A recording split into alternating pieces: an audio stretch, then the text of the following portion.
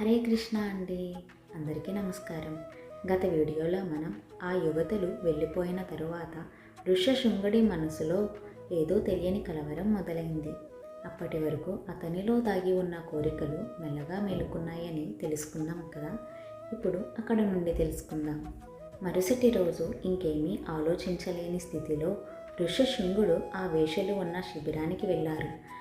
అతడిని చూసిన వారు చాలా ఆనందంతో స్వాగతించారు. ఇది మా నిజమైన ఇల్లు కాదు. నదిలో తేలియాడే మా ఆశ్రమంలోకి వచ్చి మాతో కలిసి మరో చోటికి వస్తే అక్కడ నిన్ను ఇంకా చక్కగా ఆనందింపజేస్తాము. మా దగ్గర ఎన్నో రకాల రుచికరమైన ఫలాలు, కందమూలాలు ఉన్నాయి.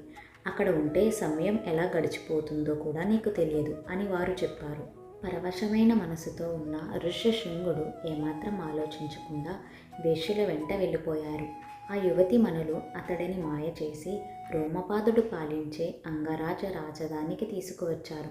నిజానికి ఋష్యశృంగుడు గంగానదిలో పడవలో వస్తున్నప్పుడే అందరి ఆనందం కోసం ఇంద్రుడు వర్షాలు కురిపించడం ప్రారంభించారు. తరువాత ఏం జరిగింది అన్నది వచ్చే వీడియోలో తెలుసుకుందాం. హరే కృష్ణ.